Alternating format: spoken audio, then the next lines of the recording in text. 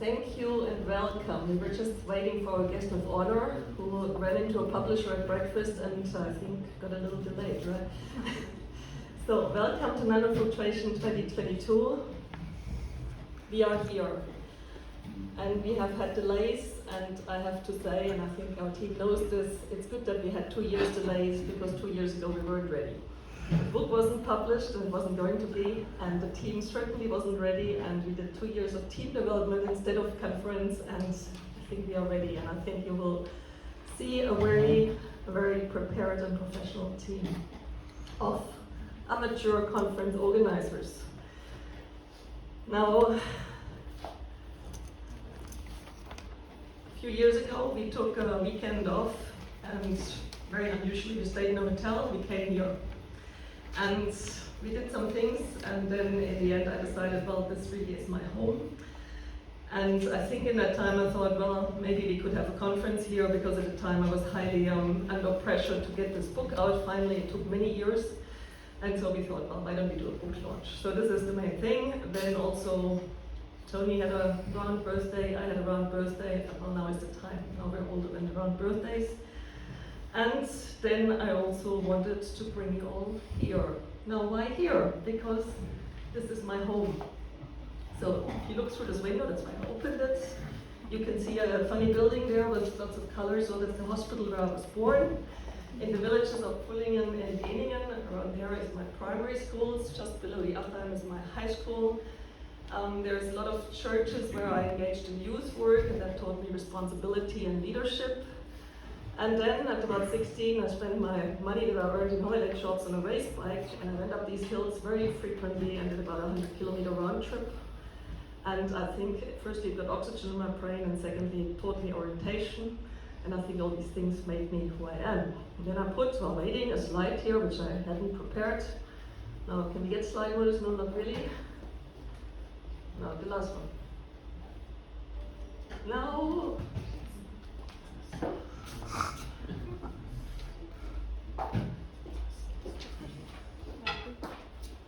Okay. Just as in the next. So this is where we are, South Germany, the Swabian special culture, and this photo up there is one that we encountered once on a Sunday trip. This row of, I don't know, 20 or 50 Porsches coming down a little village around here. So this is just the way things are here. It's the home of the Porsche, of the Mercedes, of Hugo Boss, we're in the south. And we have quite a special language that the rest of Germany doesn't understand. So here is one in the middle, Prechtling Selz. Anyone know what that is? It's silent. Oh. What is it? Erdbeermarmelade. Erdbeermarmelade, strawberry jam. I made 35 pots of it yesterday, so strawberry jam. So there's a lot of these things. You've seen the Maultaschen yesterday, so we have a lot of words that are unrecognizable, and when I hear them here, it usually puts a huge smile to my face, remembering my grandmother. So this is my home. Now, I know many of you had a lot of trouble getting here with flight cancellation, so I'm happy for everyone who's here, and for everyone who, for many reasons, couldn't make it. I'm saying, well, Miriam could make it, so it can't be so difficult. So you will meet Miriam in a second, those who don't know.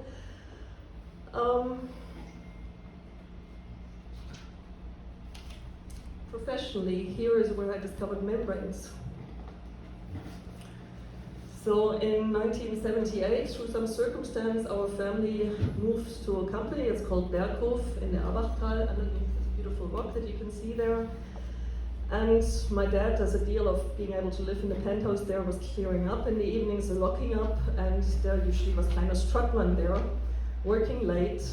And of course I had no idea what he was doing, being a little kid, but he was there, and he was there. So in the mid-80s, late 80s, I did my internships, my holiday jobs in the company, mostly in electronics assembly, but then there is also some crazy guy who's sitting somewhere.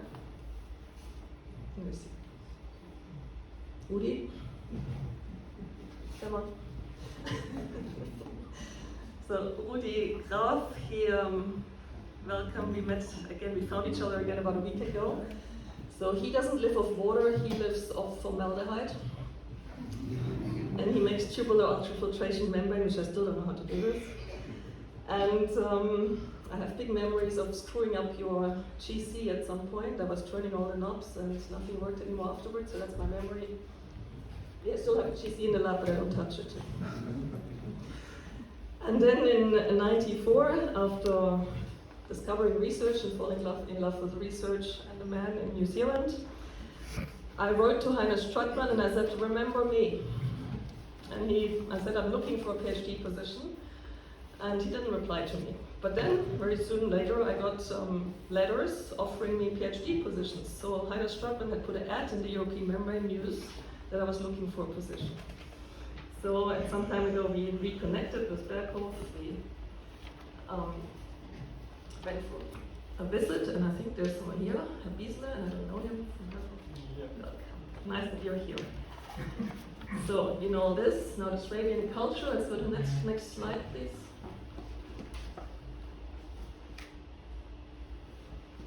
So it's something I put together for our team that I thought it was quite interesting, because I have still a little bit of hope that my community will understand my character. So we have marked deviations from generic standard German. That's the Swabians and the Bavarians. There's a few stereotypes. We're known as stingy, overly serious, or prudish, picky, gorgeous simpletons. That's who we are here. The opposite side, well, we are frugal, clever, entrepreneurial, and hardworking. Okay? So after the war, we talked about the economic miracle, and we have this thing of schaffe, Häusle bauen und nicht nach dem Mädle schauen. Let's work and work and work and build a house and don't look out for girls.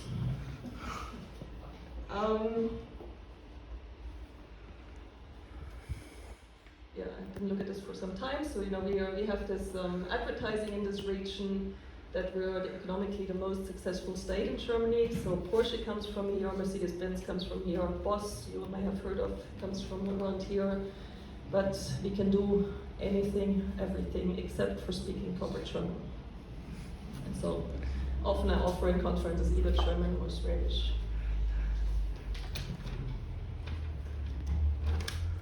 Now, on the topical, the book, which was our excuse for the meeting. You all got a copy, and in this copy is something quite special. There is a card from my favorite artist, Andreas Felder. It's from the region. It's the Achan. And in there is something which is my biggest achievement, is I got 250 signatures out of Tony Fane. I never got so many in my entire PhD. So it's a signed copy. The cards were flown to Australia and back. It's original, it's not printed. So this is a special gift from us to you in this conference. Now, we have the structure in the book. It's a 2-volume. I just carried the first one, it's lighter. And I just want to go through who we have here. We have 15 authors here. I looked at last night. I'm actually surprised how many are here, so thank you all for coming. Well, Aura Kerem isn't here, but she sent her regards. Miriam, how old is Aura? She must be turning 100 very soon. She'll be 98 in July. 98 in July. She's co-author of the first chapter, and Charles Linder, I'm sure, is not much younger. So she sends her regards. Then there's Ria Fabeki here for chapter 2. Slava Freger is still coming any moment. He was teaching yesterday. Andrei Yarochuk must be on his way still. I contributed to a fouling chapter. Marianne Nystrom sends her regards. She would have loved to come, but her health isn't quite up for it. So Jack is here presenting that chapter, and other ones from the water treatment. We have no one but Philippe Sauvigny is here from Veolia, so thank you also for coming. Joram Cohen is an author. Markus Kibortz, get a practitioner to write something. Thomas Winkins from Aachen, Lydietta Chono, Calabria, thank you. Alessandra and Yusuf from our team helped me finish one of the other chapters. Bryce wrote a new chapter on renewable energy membranes. Nihal Badio is here, thank you. And Matthias Ulbricht. So we have about 15 of 25 chapters represented, which is very nice. You see the issue, principles, applications, and new materials. Now the book is a published and relatively old piece of work now. We have a book of abstracts that Yusuf is publishing for the proceedings, still missing someone, I remember. As a snapshot of a meeting, we're making a little movie of impressions. We're going to write an executive summary afterwards. And there will be a special issue in Nature Portfolio Journal's Clean Water on nanofiltration. And you're all invited to contribute, submit. We have a significant amount of publication waivers, so please publish something in there. And we will be thinking about if we're going to do this conference again.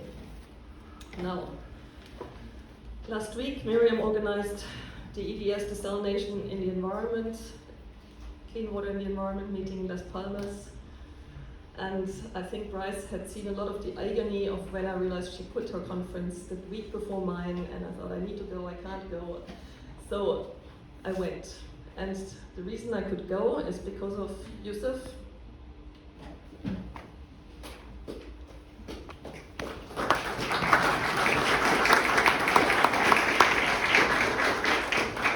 Organized many conferences, but I was never so relaxed. So thank you so much, Yusuf, for doing this all. Then we have a great team of staff. Can you please all come to the front?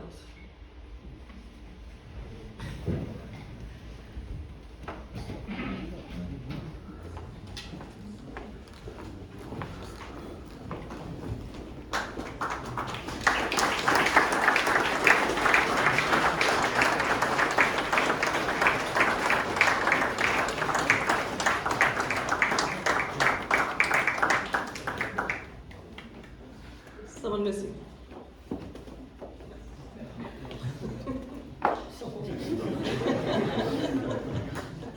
So thank you all team. There was a lot of learning in doing this, but it's really a great pleasure. So thank you all.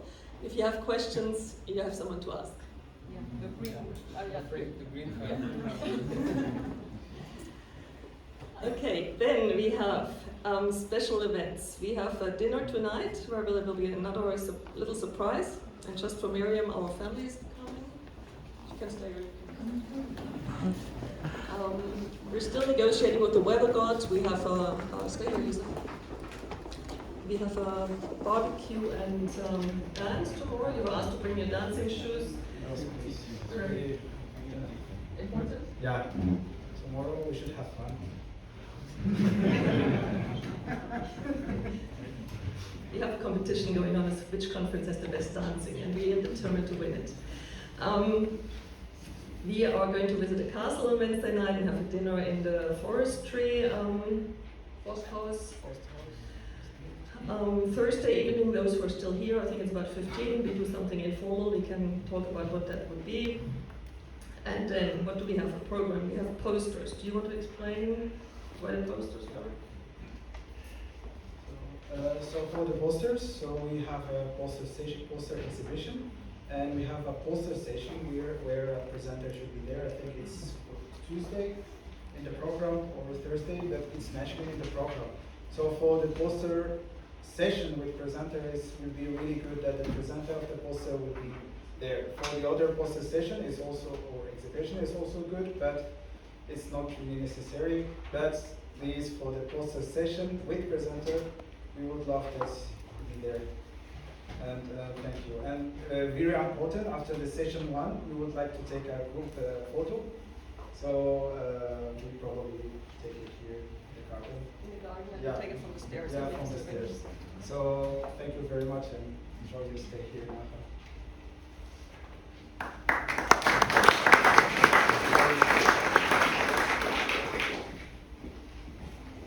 So there's an, I don't know if you said that, there's an exhibition wall downstairs.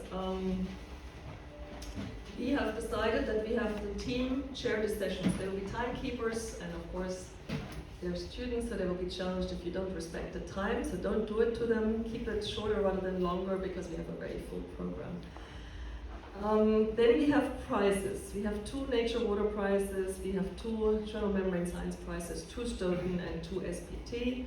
And we have a selection committee that will look at them with very fixed criteria, because I want to make sure that there is no randomness, that there's really good selection. And we have said we open these prizes to everyone, not just the students. So everyone is requested to do a great job, even professors.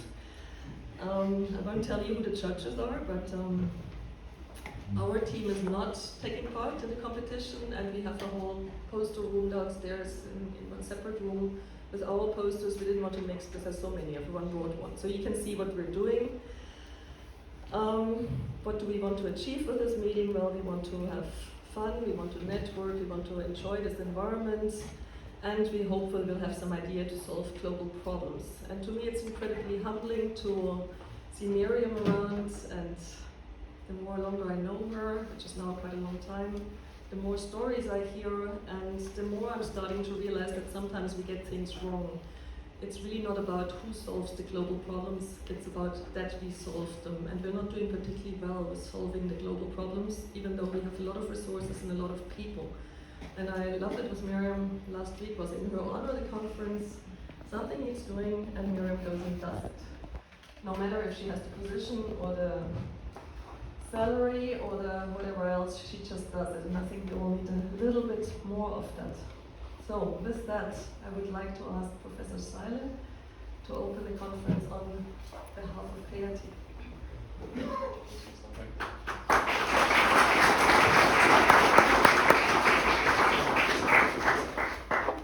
Good morning.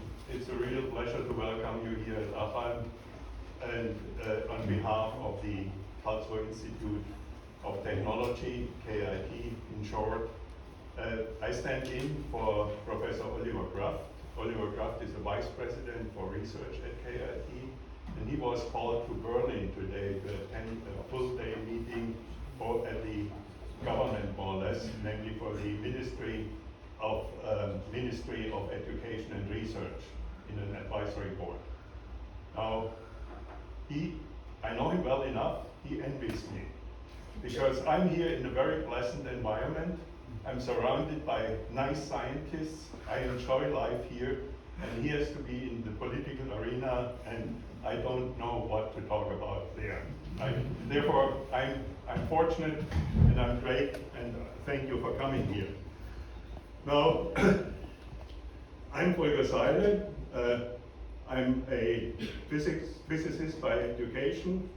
My field of research was, and still is to some extent, in synchrotron negation research, in accelerator physics, in micro and nano fabrication, and some other fields. I was working in Germany and also in the US for extended periods of time. And today I have a special position at KIT, namely a so-called Distinguished Senior Fellow. Distinguished Senior Fellow means I can do whatever I please to do. I'm a little bit supported in that, and I can now focus on science, technology, but also on people under ideal conditions, namely without bureaucracy. Now, when I saw the conference, I saw Andrea is organizing it. I saw the occasion, namely it was the launching of the book, namely the book on new book on nanofiltration. When I saw the book, I was shocked. It's not a book; it's a Bible, more or less, I think. It's heavier than a Bible actually, and it's not a book. It's actually two books, and everybody who carries it around knows how much work is in that, right? It's astonishing, and my congratulations to the editors, but to all of you who contributed to that book. I flipped through the book, and well, I'm not a specialist in your field, I'm a real amateur, but I immediately got caught by some of the articles in that book. Congratulations for the book. Now, the team, we just saw the team organizing the conference. It's a great team. It's extremely professional what you are doing here. It looks perfect, everything from the program. They were able to establish a very interesting program. Then the social events, very exciting, really great. And it's I think a very good combination with the venue here of science, excellence in science, and fun. And I think it goes together, and we need both. Well, again, thanks to the organizers. It's a real great place here, and I'm here since yesterday afternoon and enjoyed it already very much. Now, let's come to KIT. When I was asked to address you this morning, I said, well, I have to say something about KIT. Therefore, I assembled a couple of slides that should tell you what is KIT, what is good for, what is the science we are doing at KIT. It's not very long, don't be afraid. It's a kind of showcase where we are. Now, let me go here to the right. Okay. Okay. Okay. Understood. Okay. Now, KIT is the research university in the Helmholtz Association. The research university in the Helmholtz Association already implies that there is only one. Okay? Now, KIT stands first of all for engineering tradition. And that's very important. KIT is very strong in engineering, natural sciences, computing, and so on.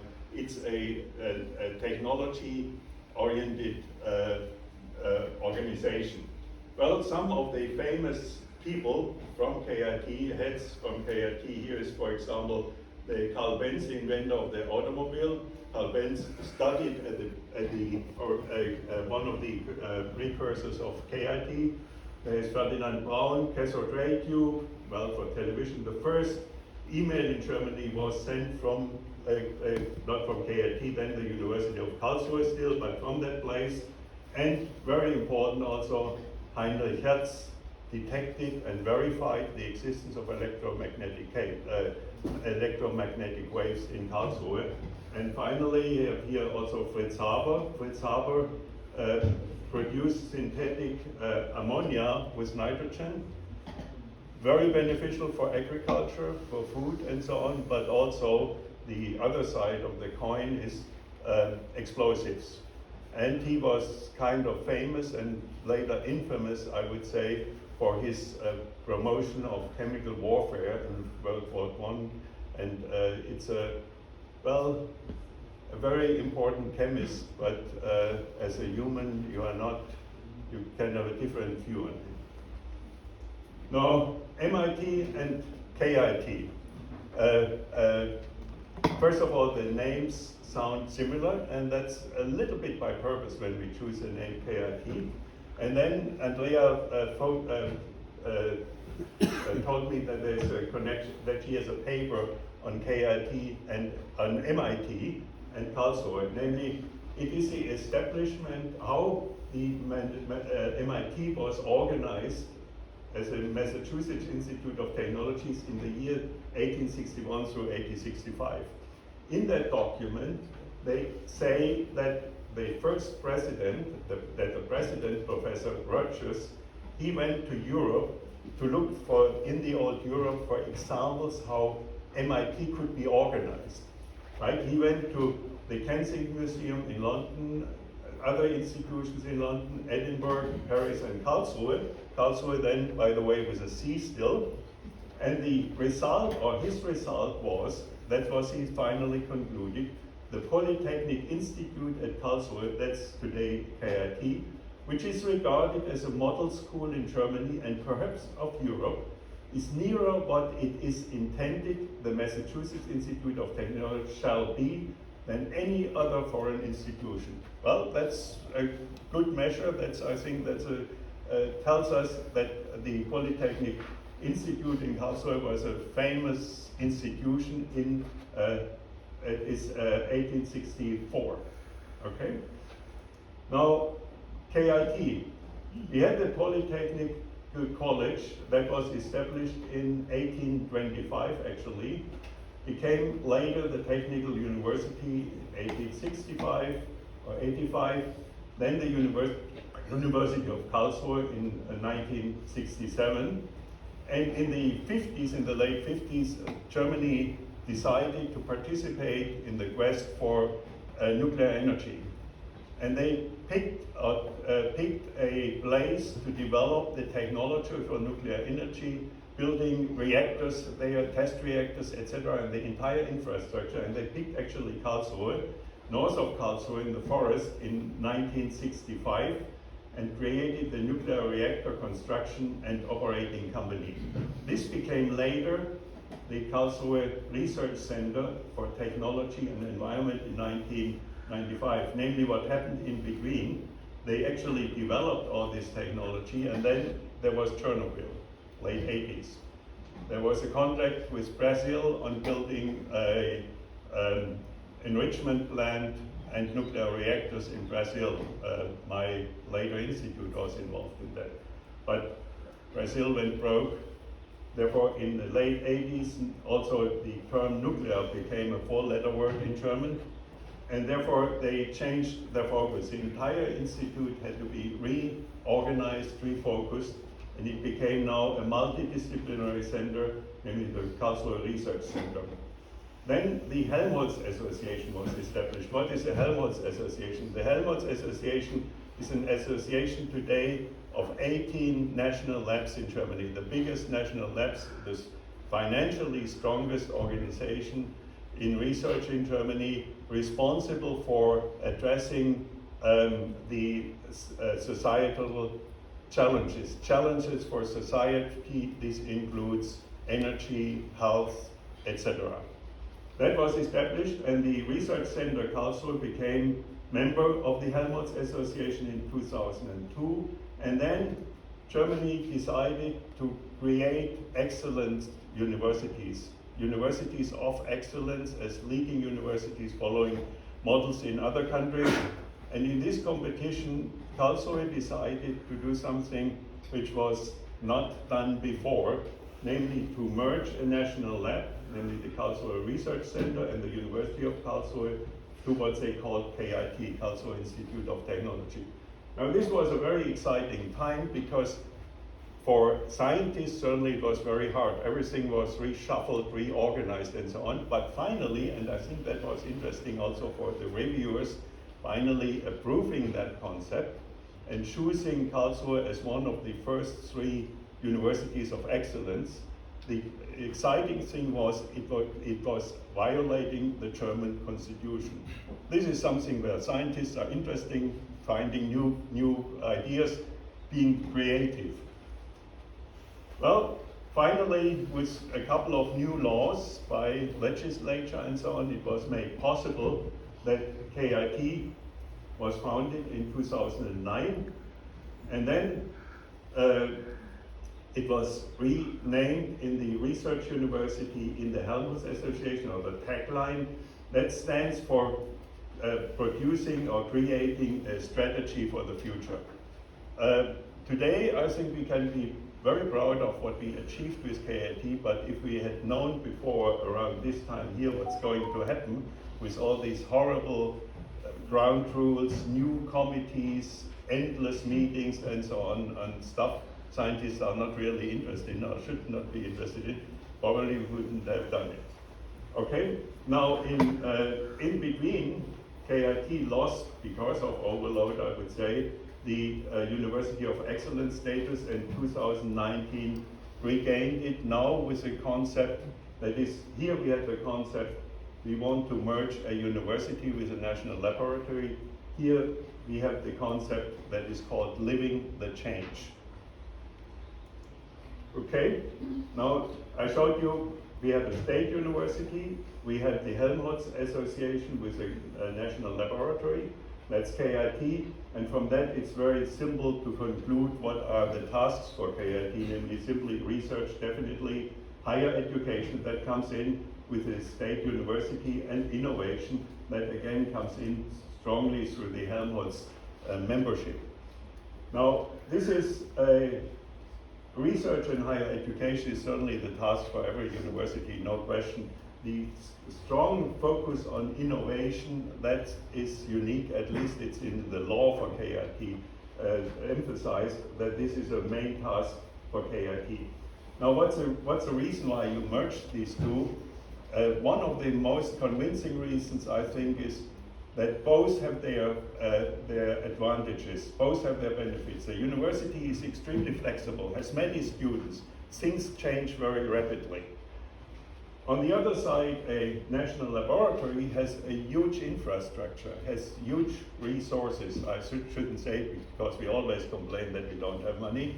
Has real resources and has long-term goals and long-term tasks. Therefore, you combine now, if you want to have a comparison, little, very fast boats with big ships, right? And you can choose and pick the combination you want to have, addressing specific needs and tasks. And also, I would say for students and young people, it's very exciting in participating in this very strong infrastructure the organization operates.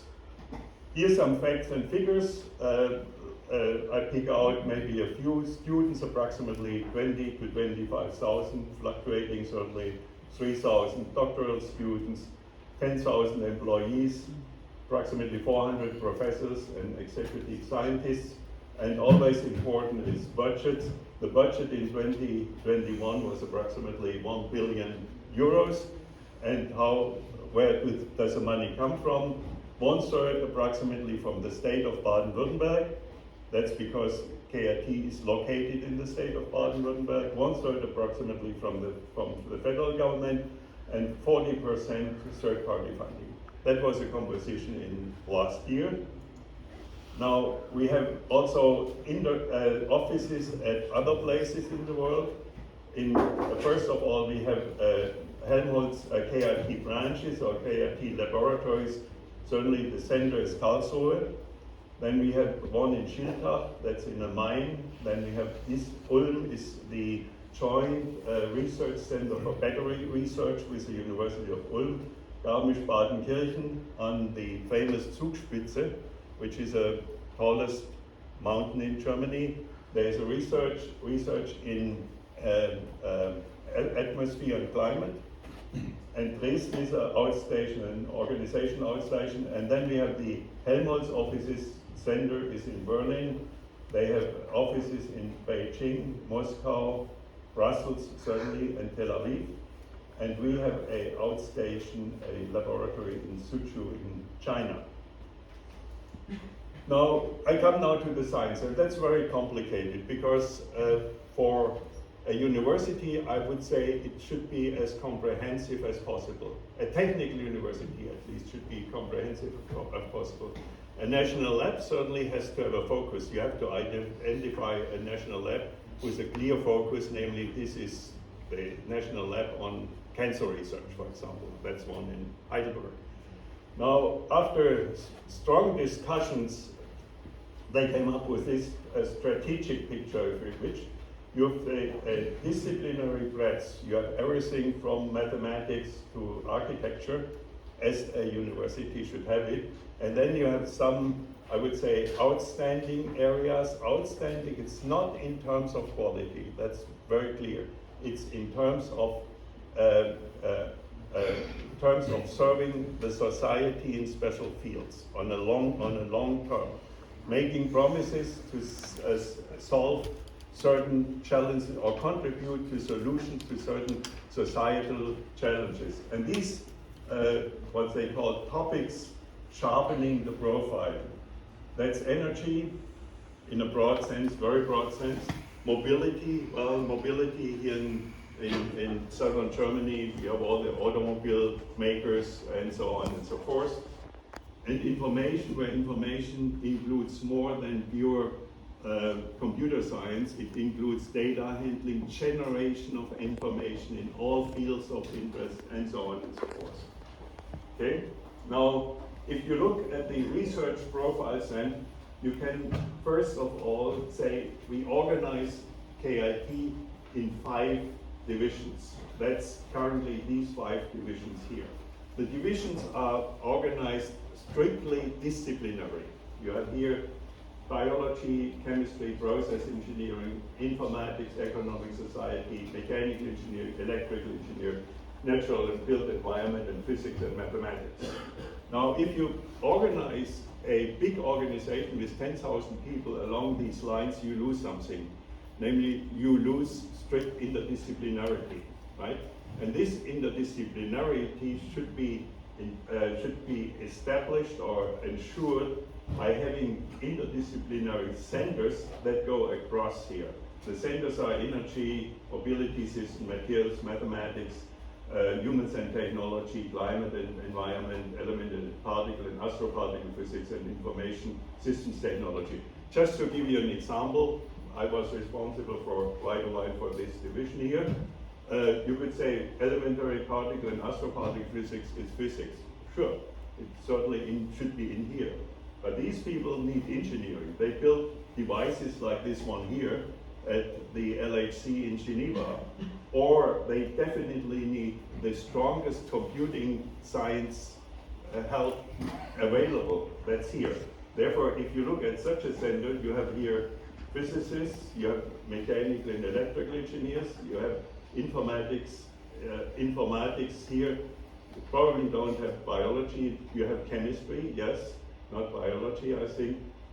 Natural built environment, I think, is not included here. Therefore, these are the, if you look in the matrix system, the cross, lines in the matrix, and this would be the rows.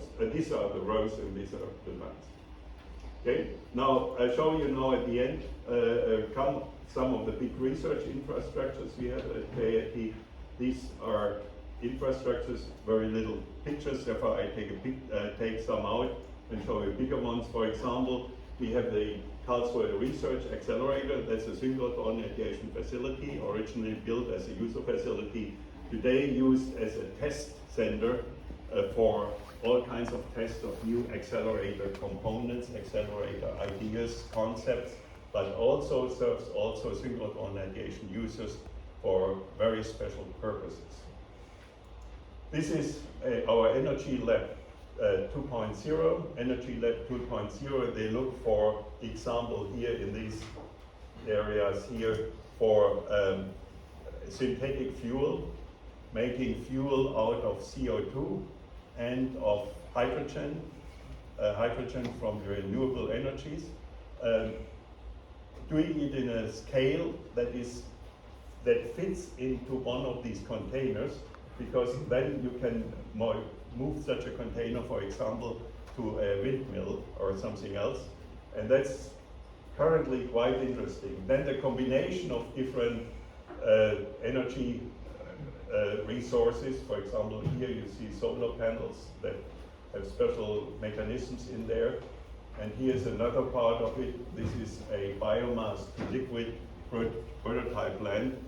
For example, you can put in straw. You don't use here biomass, no food certainly, and you use biomass that cannot be used for other applications, for example straw, and convert straw into diesel or kerosene. Okay, the last one is here. That's one my division, namely the big experiments in physics, elementary particle and astroparticle physics. KIT participates in the Pierre Auger Observatory, is a leading partner there. That's a 3,000 square kilometer array of detectors watching air showers from the outer space and detecting nuclei and particles that are extremely energetic. Nobody really knows where they come from and why they are so energetic. The mechanism is open. That's in Pierre Auger. Then another one where Karlsruhe is also very strongly involved is CMS. CMS is a detector at the Large Hadron Collider at CERN in Geneva. And this one is this picture is a kind of favorite. This is a spectrometer. This spectrometer was built at the Danube River, 300 kilometers from Karlsruhe. But not the spectrometer, but the ultra-high vacuum vessel. That's the largest ultra-high vacuum vessel in the world. It was built at the Danube River. Distance to Karlsruhe is 300 kilometers, but there is no way to transport it to Karlsruhe. Therefore, it went down the Danube to the Black Sea, then to the Mediterranean, to the North Sea, to the Atlantic, the North Sea, and came down the river, the Rhine, to Leopoldshafen, which is 7 kilometers from Karlsruhe, after an 8,000 kilometer detour, and then was transported to Karlsruhe. That's close to KIT. The neighboring town, that's Leopoldshafen. And you see it really fitted through. They calculated it properly, okay? This thing is now since a couple of years in operation, and it serves a very esoteric, to solve a kind of esoteric question, a very important question in physics, namely what is the mass of neutrinos? It's a huge spectrometer, and actually it extends 40 meters behind the tank here nowadays, and it measures, it sets limits to the mass of neutrinos, which is essential really to understand our world, to understand how it developed from the Big Bang on. It has results, it produced very, very excellent results. It's the world-leading measurements on the neutrino mass, and it will continue measuring a couple of years more simply because with statistics every year it gets more accurate. Okay? Now have a great NANOFILTRATION 22 at Aachen. Enjoy your time here. I definitely enjoy it because I don't have any idea about the field besides what Andrea told me over the years now we know each other. And thank you very much for coming. And finally, one personal remark on that. It's so great to see 3D people here, real living people, instead of copies on a flat screen. Thank you, enjoy your time here. Great conference.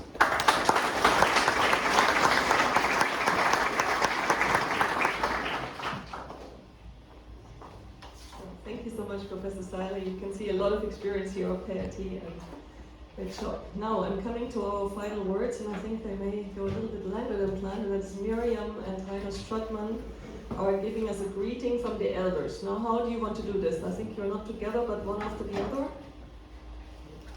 Miriam? Who doesn't know Miriam? Yeah, there's some people who don't know Miriam. Okay. Now, Miriam, I will let you introduce yourself. Usually when people ask me how old is Miriam, they guess about 20 years younger than she is. So I let you guess, not now. And there's nothing that gives me more pleasure than when I was at the conference last week in Las Palmas and I could see how Miriam was loved and appreciated for her contributions to the field. And I will not mention one of them because there's no way I can do you justice. So thank you so much for coming. If you can do it, she's the biggest jet setter I know. If you can do it, anyone can. Thank you, Andrea. And it's wonderful. It's wonderful to see you here.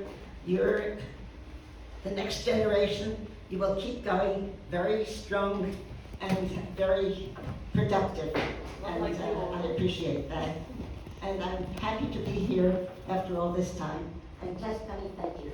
I'm just coming from a conference, as Andrea said, a whole week of celebration, of information, and I went home for one day just to change my clothes and papers, and so I came on here because Andrea is a force, and I'm sure she's a great force of research, nature, people, and will continue. I will present what I presented there, since, as I said, I was just at a big conference, and I told a little bit of history, and for those who were there, this might be a repeat, but I will do my best.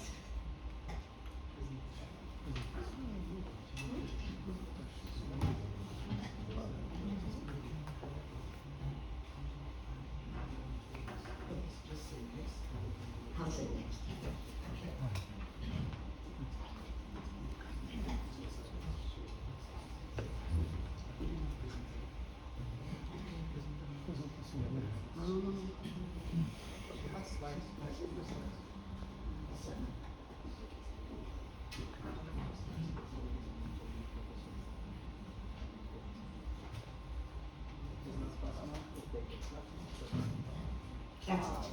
Now, this is with the European Desalination Society. I don't know because this was the meeting last week, but had I had time, I would have put this wonderful Karlsruhe KIT Andreas meeting.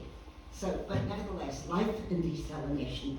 And this is a very brief description or things that I remember that are meaningful to me in this travel through the desalination world.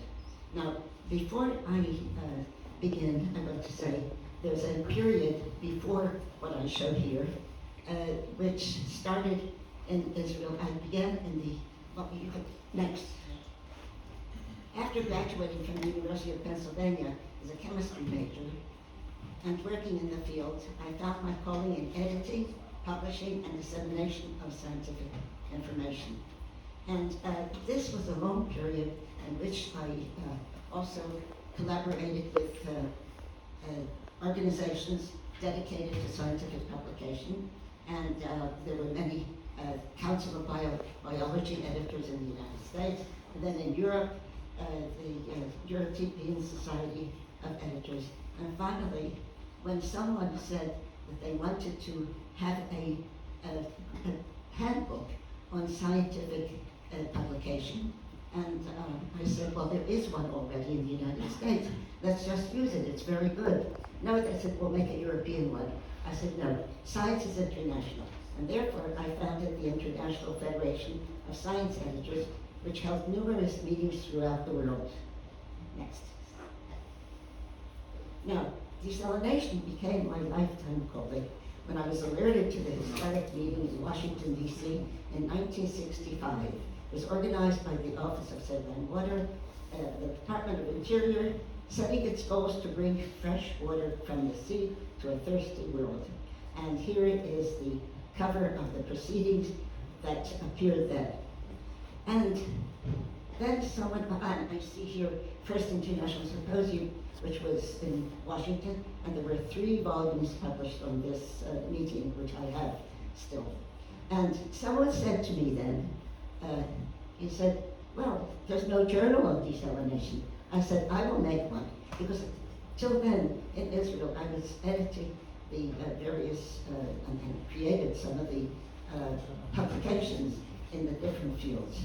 But now I began my life in desalination. Next. The first journal, which you see here in 2 different covers, it was from 1966 to 75, and then 76 to 2009, basically 45 years. And in the volume in 2010 to 2022, that was the afterlife of my journal, Desalination, and the 50th year was dedicated to me. Thank you, many, and for doing this and getting together many of my colleagues to celebrate my 45 years with this journal. But I started another journal immediately, Desalination and Water Treatment, where we had, in the first journal, we had over 90 conference proceedings, and in the next journal, over 130 conference proceedings. But we had many, many articles, of course, that were not conference proceedings. So we covered much of the world of desalination publication. Next. You can't read the details here. That's not necessary. What's necessary right here, and of course it's available if anyone is interested, but this is the decades where the countries, you can see a list of countries, and it's grown and grown and grown, and until we have over 100 countries represented in both journals. And this last column shows you the 2009 to 2020. So it's 14,300 articles from 102 countries. Next. Now, I will mention the Journal of Membrane Science as well, which began when Harry Lonsdale came to me and he said, there's no journal. And I said, well, all right, let's start one. I took him to Elsevier as well, and he started the journal. And then we always had the argument, whose membranes are these, yours or mine? And here we have Harry on the right, and together with Sidney Loeb and American pictures which I retain and I remember. And we had, in fact, we had one of the important conferences in Tübingen with our friend who will speak after me, Professor who was organized the meeting in Tübingen, Heiner Stratmann. And by the way, whose book I published? Where is it? Where's the book? Behind you, Miriam. Yes, this is the book of Heiner Stratman, which I published afterwards, and we are still friends till today. Next. At the time, I also established the desalination directory, and that was in 1981, supported by the OSW, the Office of Saline Water in the United States, and in order to have a record of all the people, and also to have access to the people in the field. And this was, the first volumes were published in paper. And they're thick volumes with all the people. And this was growing and growing until finally, of course, the electronic age came along, and I don't know, many of you know Desline.com, where we have access, free access to all the addresses and people, so you can get in touch with each other. And that's how I keep in touch with you all. Next. This is the Desline, which is the electronic system where you can find over 30,000 addresses of individuals, organizations, also a list of events, and some books that are published, including the one that we just saw by Heiner Stratman. And here we can also, on the left, you have where it says click. You can click to the papers in the journal, Desalination and Water Treatment. The abstracts are all there for free, and articles can be purchased, but they're available. If anyone really wants to, ask me and you can have them. So we also have courses and membership associations, etc. Much information is distributed through Desline. Next. Yeah. Well, coming to the European Desalination Society. In 1962, there was a meeting in Athens, headed by the Professor Anthony Delianis, who dreamt of an association of scientists in desalination. And this was in 1962, and the Vice Prime Minister of Greece. And this was supported by DECEMA in Germany, the German society, and was supported over the years by the German society. Next.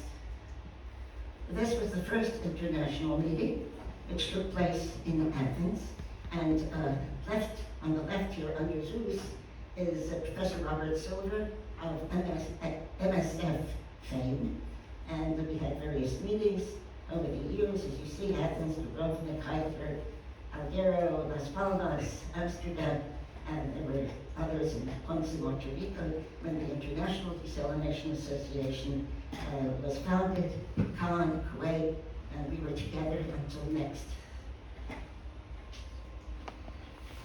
Sidney Loeb, Sid Loeb was first in California and then in Israel, and before he died, he gave me all his papers, and so we have them, and they can be also accessed online.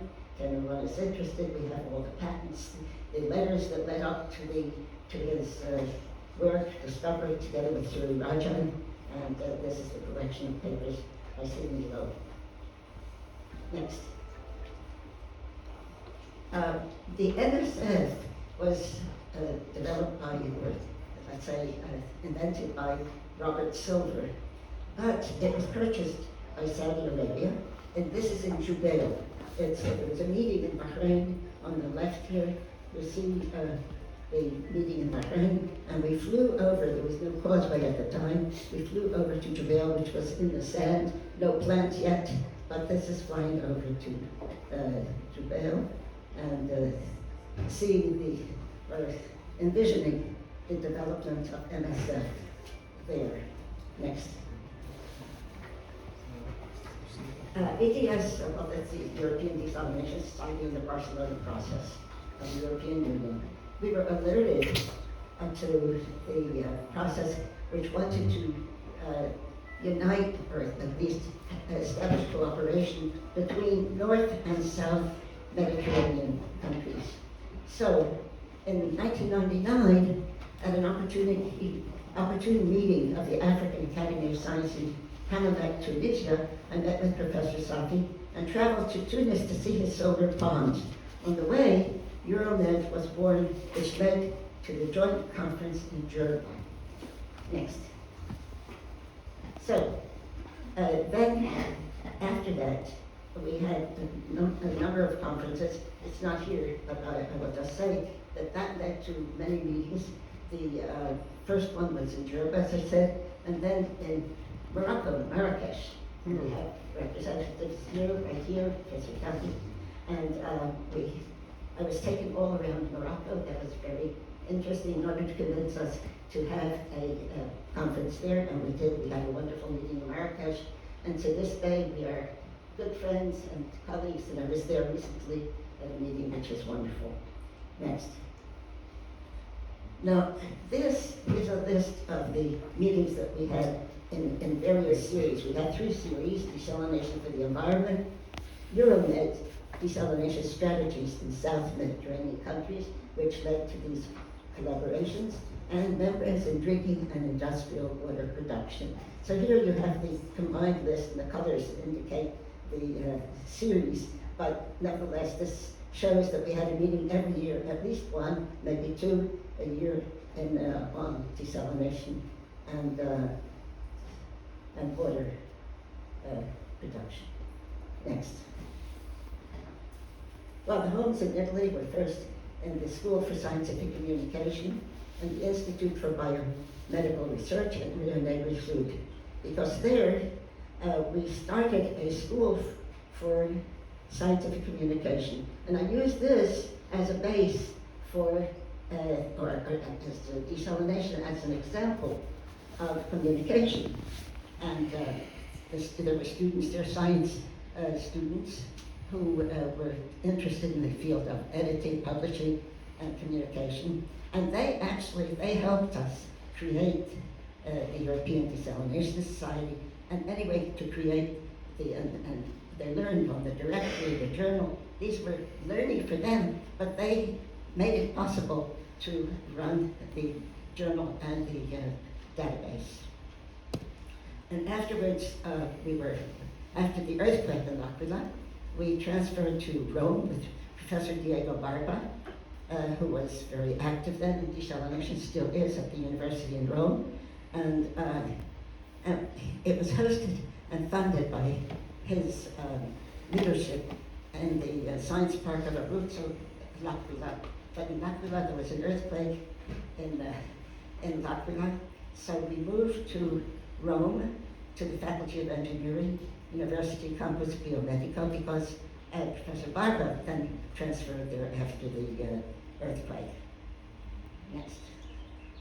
Oh, this is a student from the Rio Negri. I don't know whether he's still on, is he there speaking? But it was a student who is now working in scientific communication, and this is many years after. He was one of the students in 1993, 90 to 93, 94, and he is now working in communications. He had some words to say. I don't know whether we need them or we have them, but let's see.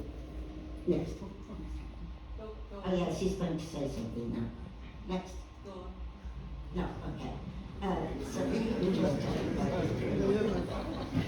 that's all right. That's all right. And now I continue with, of course, with the journal, desalination and water treatment, but also the EU projects. These are the EU projects in which I have participated, and today I'm still on the first 2, which are ongoing. The previous ones have been completed, and the top 2 I'm very involved in, and especially the first one, C for Value, where brine has always been a waste. What do we do with this waste? Today, it's value. It's a hot topic. I don't know if any of you or many of you are involved in this, but now we're extracting minerals and metals from seawater brines. My part in this, of course, is dissemination of information, but I was asked to collect brines. And I said, well, why me? Anyway, I said, you collect brines.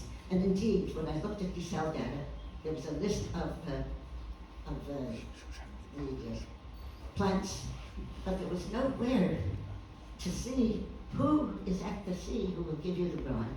a number of plant managers I know, and have met and familiar with, but many there, and we have to get to them. So what I did was I went to literature, my field. I went to the literature, and in my own 2 journals, and general literature to the library, and I looked for people who had worked on brines, and of course the authors had to know where to get them in order to do their research. And indeed, we collected over 100 brines in this way, and maybe about 400 articles. So we have also a reference list of work that has been done on brines. In fact, one of the first is from 1957, and we found some very interesting information, as well as collecting the brines which are now being analyzed and will be available. Next. Well, 56 years in desalination, 2 journals, about 50,000 articles reviewed, and over 30,000 published. Conference proceedings, over 130, the directory, about 30,000 individuals and companies, and 150 countries. And the number of books published, which Heiner Strassman, as I showed you before, and you will hear from him, was published. I published a few books, and this I'm proudly, I'm happy to say, we published.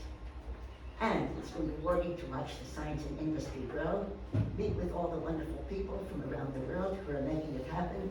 And as Volker said before, now we see live people again instead of online. And it's heartwarming to enable cross-border cooperation among people from all parts of the world and focused on a common objective. Thank you, and I look forward to meeting and seeing and hearing all of you.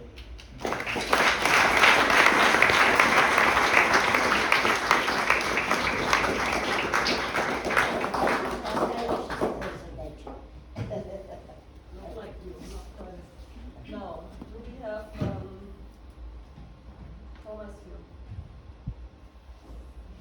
Now, Miriam will leave us late tonight after dinner. We're still trying to see how we get her to her 10 a.m. flight to Frankfurt. And as a little token of appreciation that we have Anton Park. So Thomas, please introduce yourself. Yeah, thank you, Andrea. Good to see you again after a few days. Great to see you again. Yes. Yeah, good morning, ladies and gentlemen. I'm Thomas Luxbacher from Anton Park Company.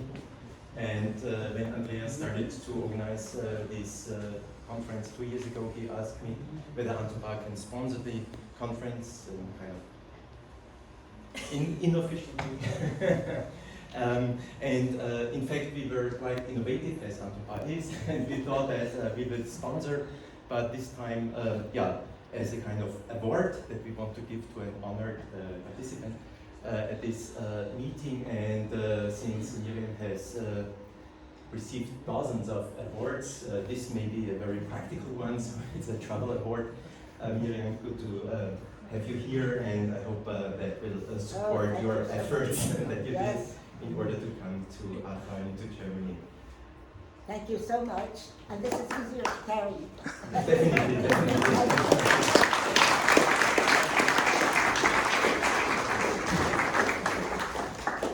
So thank you again, Thomas, for doing this. And yes, we look for sponsors because we have a very big problem. I don't know if it's just KIT or anywhere, but we have such a bureaucracy that it's impossible to get the money that we have to our speakers, to our visitors. It's a real drama.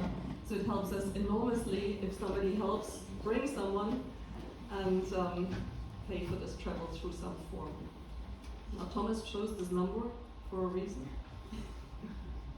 It's a hint for those who are guessing. So, I know, press the struck now.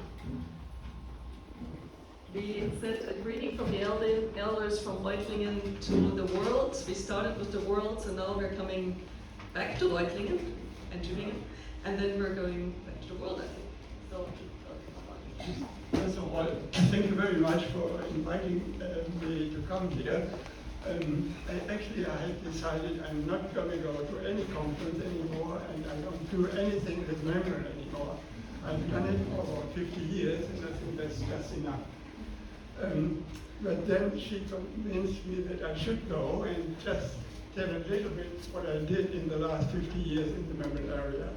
And so I have about 10 slides. She gave me 10 minutes slot for presenting them, and I'll try to stay within this slot.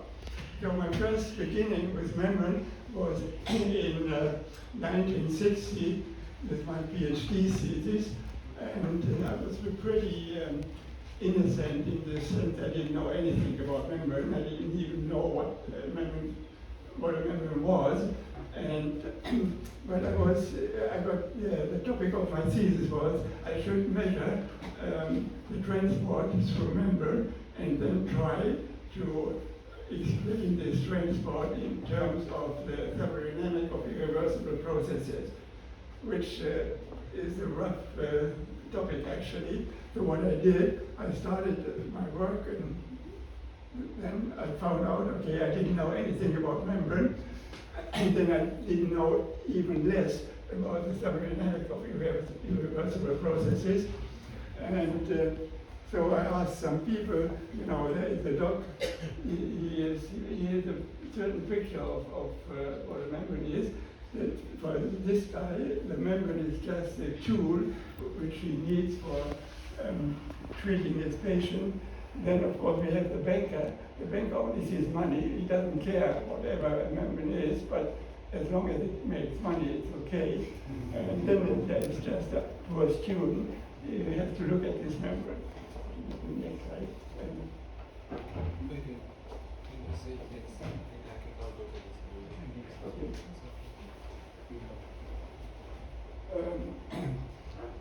So that was my beginning, but I finally got my PhD, and then I went to the United States, first to South America, then to the United States, and I found a job at the MIT, and working for the Office of Saline Water. You mentioned this before, which was a very big program in the United States to develop processes for seawater desalination, mainly for the Colorado River, which they promised the Mexican guys.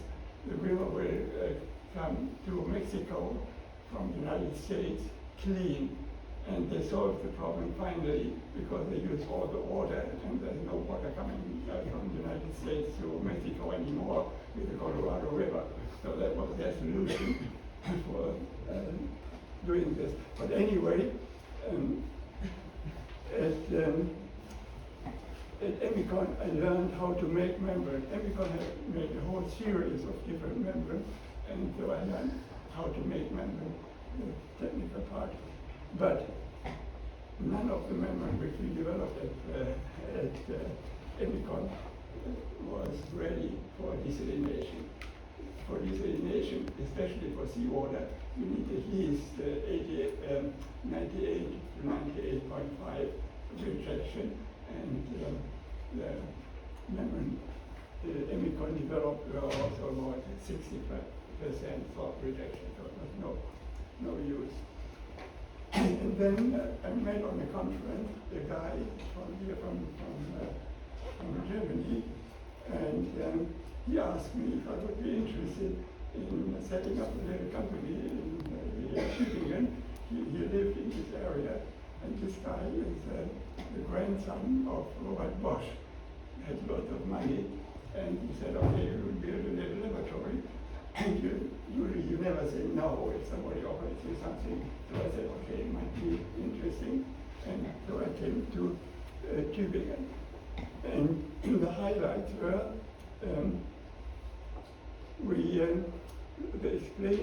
the first thing we did with our new money, our new laboratory, we bought a scanning electron micrograph. So we could compare the properties of the membrane, which we saw on our micrograph, with their properties. So, and this helped us a lot. So, and then we could explain the membrane preparation by phase inversion. And the second step was we got into cooperation with Israel, because there was a big program between Germany and Israel on water desalination. And then the next thing was the artificial kidney. It was also easy money to generate. And then electrodialysis equipment, ultrafiltration, and then the foundation of the new society.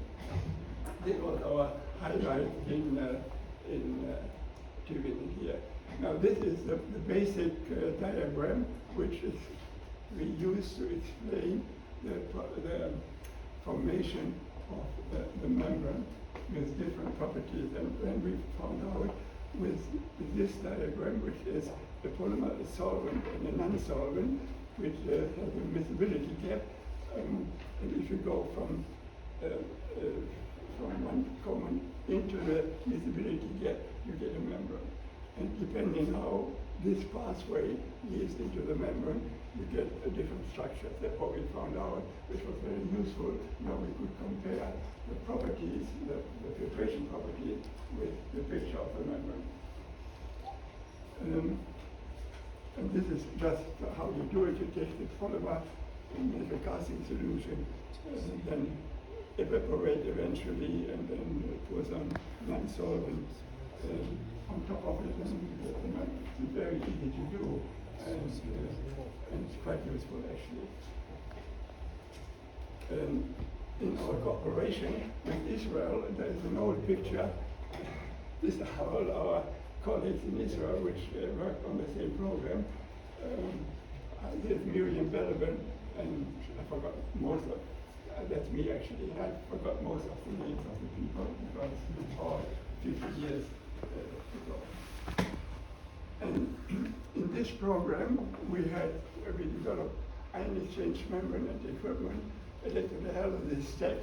This was the first step we is in here, and later we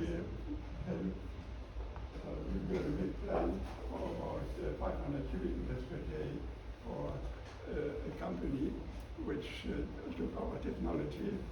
And then we had some ultrafiltration equipment and process evaluation and the artificial kidney. That was a program which we had working on. Now, the program artificial kidney was one of the topics I really liked to work on, because here you see the first artificial kidney.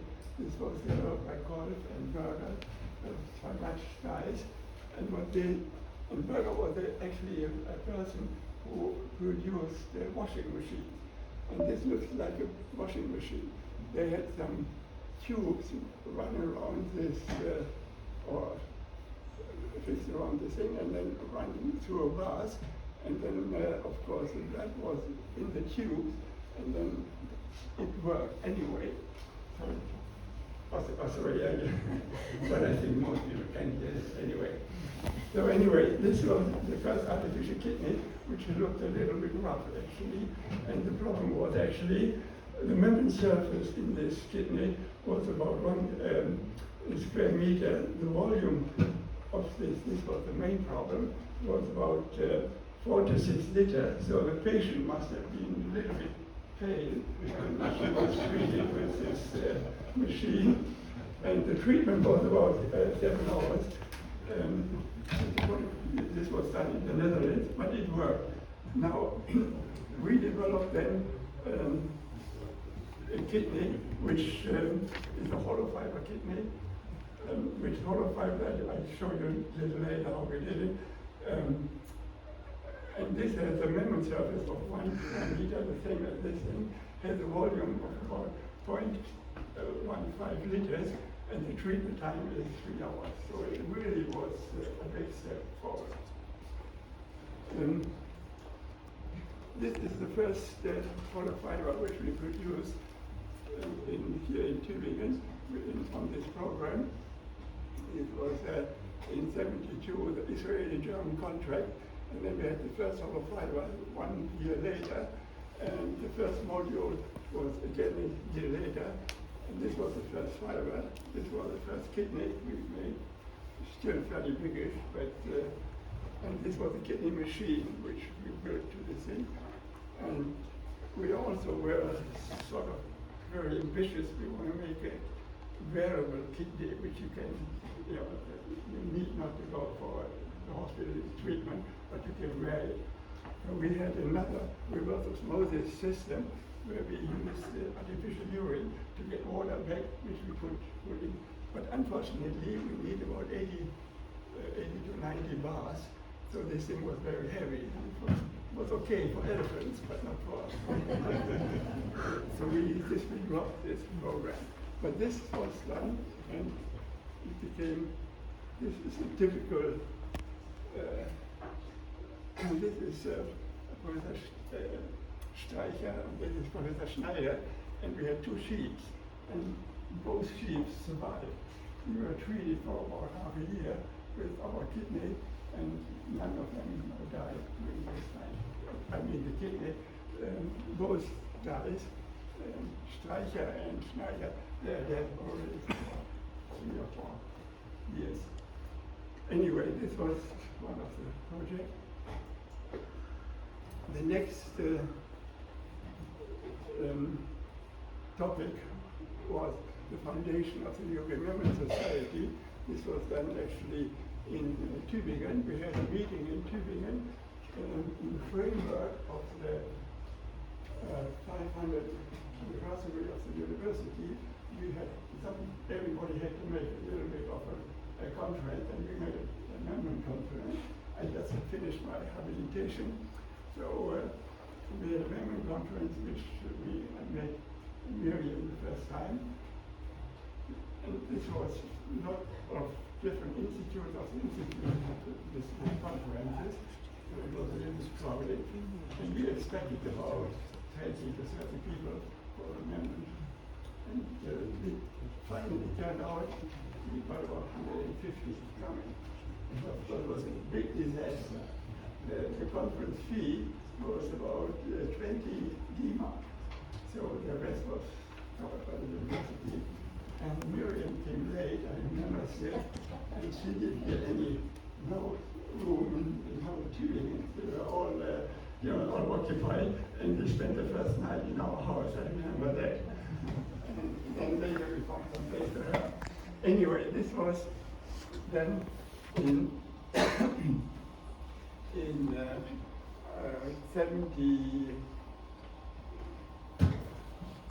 77, I think that was.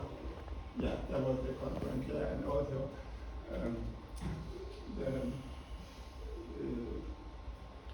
the conference, and also some meeting.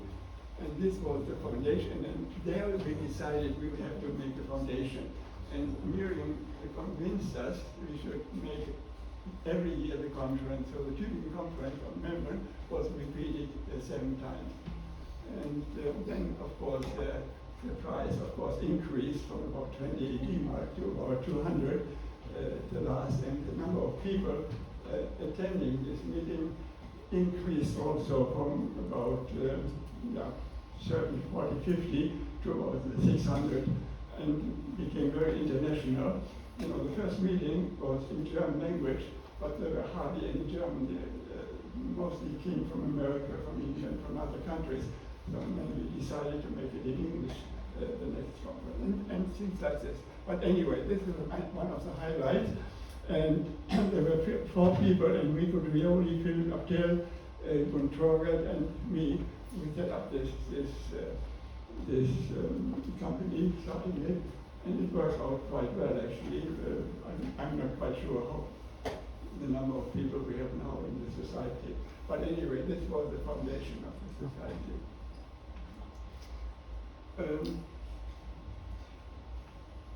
The grass is always greener on the septic tank, that's what the Americans say. So I left Tübingen and went to Twente. I got a job at Twente University, which was quite interesting because we had very close cooperation with the United Nations, with UNIDO, which is United Nations Industrial Development, and the University of Twente provided us time to do some work with these people together. So we spent a lot of time in South Korea and China and different countries. And that was one of the main reasons I went to Twente. The main topic in Twente we were working on was basically bipolar membrane for energy storage and energy conversion. version. So that was one of the topics and actually we wrote the last thing I did for 4 years ago was a PhD thesis, and the guy built a little car and was running on the bipolar membrane. So that's what you have here. You have a base and an acid, and you neutralize it in the membrane, recover the energy for the utilization, and so you can charge it and discharge it. And so we had a little set, and it worked pretty well. Actually, they got a prize for this little car. Yeah, that was between 1991 and 2000. Then I left Trenton, and I had some other position sometimes in Boulder, University of Colorado for 1 year. And then I came back to Stuttgart. So just the most enjoyable work was not only the research. We also had always a competition, tennis competition in every meeting between Europe and America. Always 4 people that you play, and here you can see this Marcel Muller, and that's me and some American. And usually the European one, that was very important, that we at least at one point we could beat the Americans. So that what I liked most was actually working with students in international cooperation and activity of colleagues beyond science, like playing tennis, playing football and stuff like this was always very fun. The most influential people I read was Rolf Hase. He was the guy who was heavily involved in thermodynamic of irreversible processes. Alan Michaels, he was the founder of Emicon, and also a very brilliant person, and Richard Baker. And we became friends with Enrico Drioli, Norman Lee, Harry Lonsdale, Mike Lyset, Gerd Eilenberger, and a lot of people. So this was my life with membrane, which is over. I'm not doing anything with membrane anymore. Thank you very much.